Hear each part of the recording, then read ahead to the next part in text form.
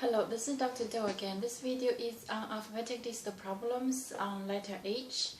Today I'm going to talk about the hypersensitivity beyond the allergy or anaphylaxis. I have talked about the hypersensitivity before, but it was focusing on the mechanism. But today I'm going to talk more beyond that, either benefit or damage. First of all, is there any emergency situation associated with this hypersensitivity? I think last time when I talked about the hemolysis, I talked about that the reaction of acute mismatch the blood type. Usually that occurs in the hospital, but there are another emergency situation associated with this hypersensitivity, either the hives or any kind of allergy, acute anaphylaxis reaction, cause the respiratory tract edema, swelling, impaired breathing function. So if that's the case, it is emergency. There are a lot of either from food or from the pollens in the air or from the insect bite. All of these, if any of those can cause this anaphylaxis involved in the respiratory tract, that is emergency. So any kind of hypersensitivity that you can manage at home.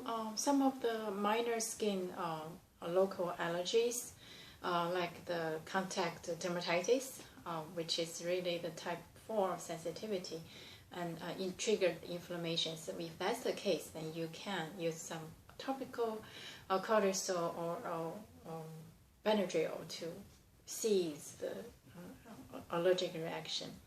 But regardless of this, the majority of the case of this hypersensitivity need to be managed by the physician, particularly if the impact, if the consequences for the damage of internal organs, then definitely need to be managed by the physician. So having talked about that, I think I'll just remind you about 4 types of hypersensitivity.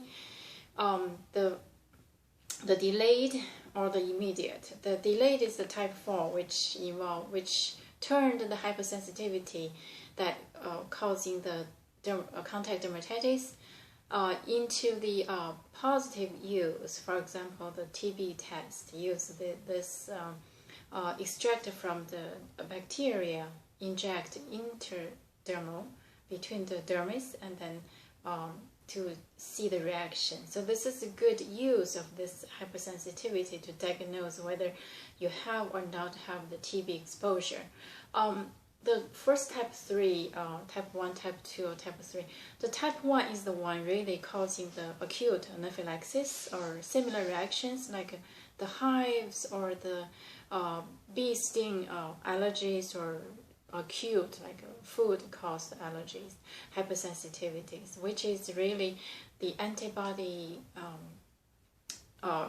produced is the IgE and cause the vasodilation, hypotension if not corrected in time, and the swelling of the tissue, which is dangerous. Type 2 and type 3 are really kind of subtle chronic process. It's not delayed, but it's not acute as type 1.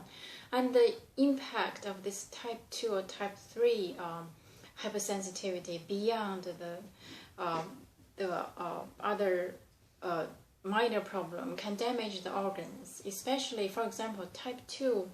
The mechanism of type 2 is the antigen antibody recognized falsely to attack the tissue of the body cell, particularly around the blood vessel, the basement membrane. For example, there is a special type of kidney disease. It's really caused by this type 2 hypersensitivity. The mechanism is similar to this overreacted immune system. So antigen antibody generated take the intrinsic tissue, the self tissue, as the foreign body, so attack it, cause this glomerular and basement membranes damaged and leaking out of the protein, causing nephropathy. And the type 3 is similar, but the type 3 involved not just antigen antibody, but also involved complement, which is another immune system, which is really non-specific immune system. So this antigen antibody bind to the complement and deposit along the blood vessel or capillaries and the basement membrane, and eventually cause this membrane kind of thickened and also damaged under the inflammation change, and then still continues to leaking of the eventually lost the function to leak the protein, cause another type of the nephropathy. But regardless, the hypersensitivity basically is the overreacted of the immune system. So in terms of this type 2, type 3 hypersensitivity, the example is this nephropathy, either type 2 or type 3 caused, a similar mechanism, but treated with the same, pretty much is the steroids to stabilize the immune function, and also some other immune suppressant if required, if necessary.